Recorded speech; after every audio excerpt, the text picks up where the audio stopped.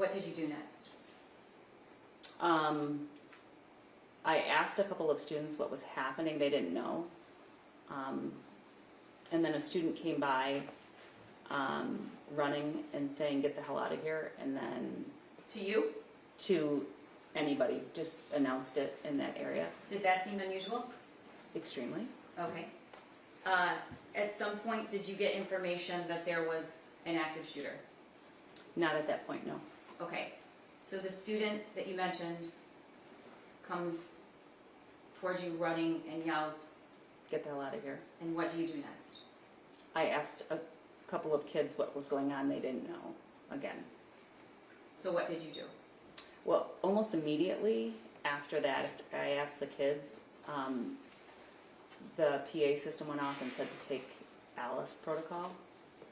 So that was that the first time you were alerted that there was an active shooter? That was the first time I knew something was happening. Okay. Still didn't know it was an active shooter. Did you know, okay, fair. Did you know if it was a drill or a real Alice? I didn't know. I just knew that we were going into Alice protocol. Okay. Before I ask you some more questions, I just want to stop here because I forgot to ask you so we can get a good picture. The school holds about how many students on one day? About 1,800. Okay. And this might not be a fair question, and just tell me if it's not. What kind of familiarity do you have with the general student body? I try to know everybody's name, so I am pretty familiar with the students. Okay. Yeah. When you heard the announcement, were you aware of who made the announcement? It sounded like Steve Wolf. And who was that? That was our principal at the time. Okay. What did you do? I started to check the hallway to make sure it was getting cleared. The hallways cleared extremely fast. So I walked toward the 400 hallway. I got on the walkie and said, there are students running, I'm not sure what's happening. But the hallways cleared, just completely cleared out.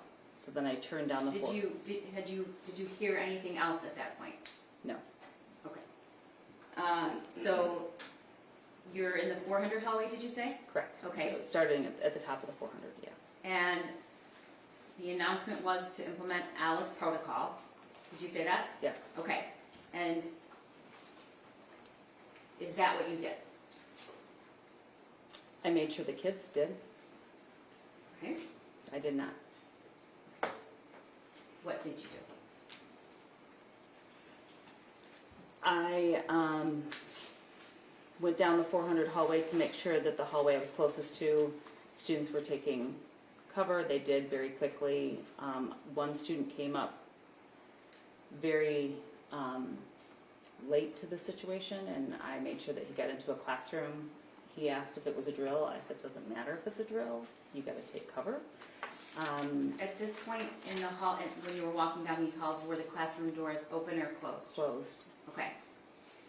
So you got that student in the classroom. That teacher was locking the door. Okay. So that teacher was out locking the door, and I put him in that classroom with that teacher. Okay. And then did you go into lockdown? I did not. Okay. Tell the jury what you did. After that door was secured, I could smell what I called cap gun at the time, but I now know it was gunpowder. And Before that, I just want to stop you. Before that, did you hear anything? I don't think I had yet. I can't remember the order, but then shortly after that I heard gunshots. Okay. At this point, what kind of familiarity did you have with firearms? And the reason I'm asking is, did you know when you heard that sound what it was? I knew what it was, but I don't have a lot of experience with firearms. Okay. So you're hearing the sound, you smell what you think is Cap gun. right. So weird, but yeah. And so then you go into lockdown. I did not. Tell the jury what you did. I went towards the gunfire to see what was happening because I wanted to make sure that our kids were safe. Okay. Can you tell us and relate where you were to the map in terms of which hallway, which classroom, so that we can direct the jury to the right? So I was down around room 408 and 409, and then moving towards 416. Okay. And then when I got to 416, at the end of that hallway, I turned left towards where the gunfire had happened. So you ran towards the sound? I did. Okay. What did you see, Kristy? I saw a student on the ground, so I approached that direction. I was concerned about the student on the ground. I couldn't tell who the student was, but I saw a student laying on the ground.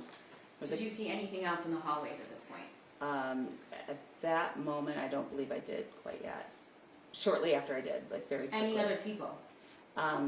Shortly after recognizing that there was a student on the ground, there was a student coming my direction. Okay, but any other staff, administration, teachers, students? No, just me. Okay.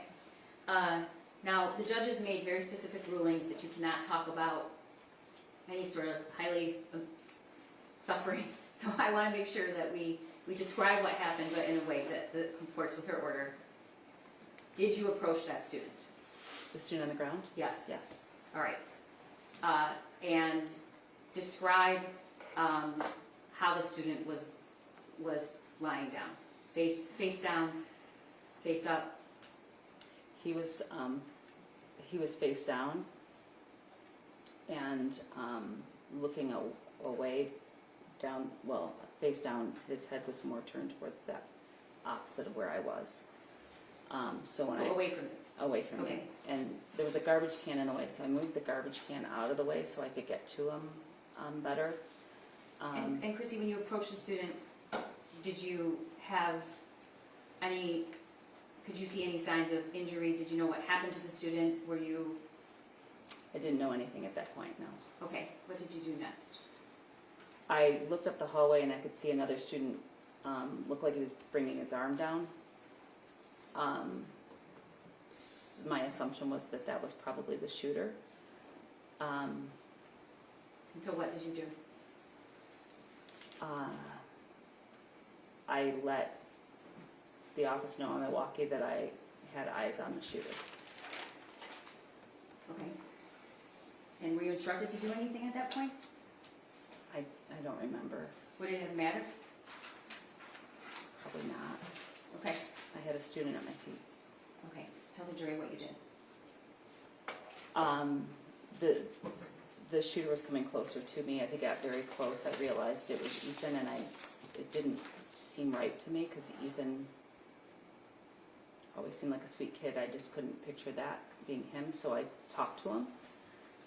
As he walked by, I asked him if he was okay, what was going on. I took a few steps down the hallway with him.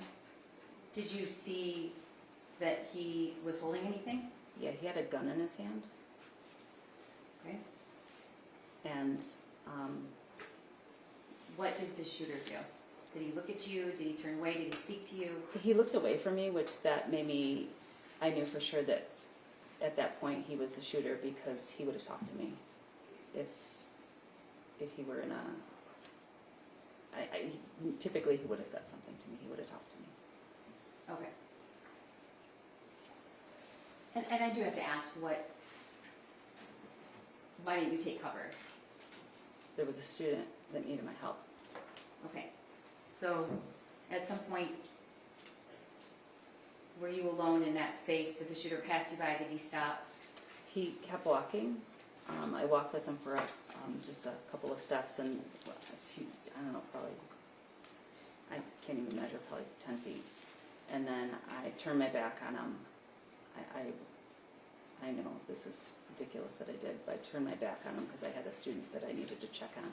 Okay, and I'm sorry, I have to ask you to keep your voice up. Sorry. So I turned my back on him. I wasn't sure where he went. He was past me. And then I went back to the student that was on the ground.